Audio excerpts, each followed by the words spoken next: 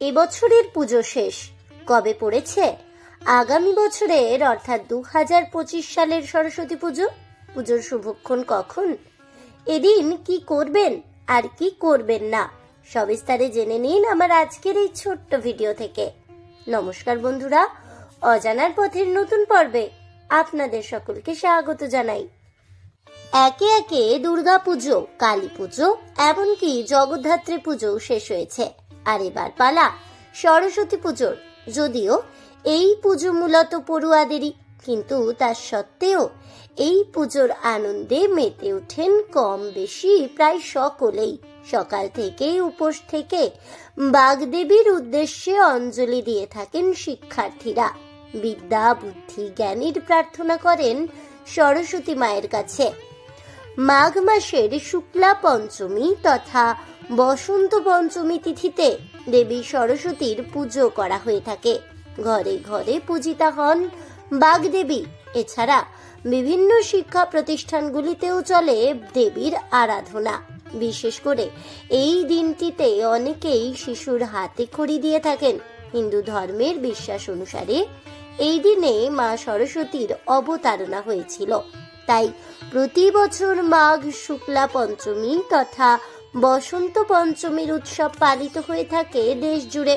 পুরাণ অনুসারে প্রথমে ব্রহ্মা দেবী সরস্বতীর পুজো করেন, পরে তার পুজো জগতে প্রচলিত হয়।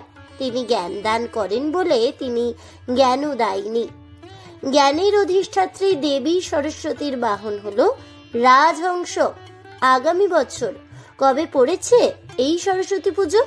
পঞ্জিকা অনুযায়ী আগামী 2রা ফেব্রুয়ারি বেলা 12:29 থেকে আগামী 3রা ফেব্রুয়ারি সকাল 9:59 পর্যন্ত পঞ্চমী তিথি থাকছে। প্রসঙ্গত, বসন্ত পঞ্চমীর দিনে স্নান না করে খাবার খাওয়া একেবারেই উচিত নয়। এই দিনে সকালে ঘুম থেকে ওঠার সঙ্গে সঙ্গেই প্রথমে নিজের হাতের তালুর দিকে তাকিয়ে তারপর মা সরস্বতীকে প্রণাম করে তাকে স্মরণে রেখে তার ধ্যান করতে হবে। এদিন ভুল করেও গাঢ় রঙের পোশাক পরা উচিত নয়, কারণ দেবী হলেন শুভ্র বসনা। তার সাদা গাত্রবর্ণ পরিষ্কার চিত্ত এবং চরিত্রের নিদর্শন। তাই তার পুজোয় খুব গাঢ় রঙের পোশাক পরা একেবারেই উচিত নয়। এদিন প্রক্রিয়াজাত বা সহজপাচ্য নয় এমন খাবার এড়িয়ে চলা উচিত। সেই সাথে আমিষ খাবারও এই দিন এড়িয়ে চলাই শ্রেয়। এমনকি পুজোর সময় যে প্রদীপ জ্বালানো হয় তা যেন কোনোভাবেই পুজো চলাকালীন নিভে না যায়, সেদিকেও খেয়াল রাখা দরকার। কারণ পুজো চলাকালীন সরস্বতী পুজোর প্রদীপ নিভে যাওয়া অমঙ্গলের ইঙ্গিত দেয় বলেই মনে করা হয়। এছাড়া এদিন পড়ার বই, ছবি আঁকার তুলি, সঙ্গীতের সরঞ্জাম থাকলে তা পুজোর সময় অবশ্যই দেবীর কাছে রেখে দেওয়া উচিত। এর ফলে এইগুলির ওপর দেবীর বিশেষ কৃপা দৃষ্টি বর্ষিত হয়। দেবীর আশীর্বাদে এই সব ক্ষেত্রে সমানভাবে সাফল্য লাভ করা সম্ভব হয় এবং মা সরস্বতীর আশীর্বাদ মাথায় নিয়ে পরীক্ষা থেকে সঙ্গীত, শিল্পকলা সর্বক্ষেত্রেই জয়ী হওয়া যায়। আজ এ পর্যন্তই। জয় মা সরস্বতীর জয় হোক, এই বলে আমার আজকের ভিডিওটি আমি এখানেই শেষ করছি।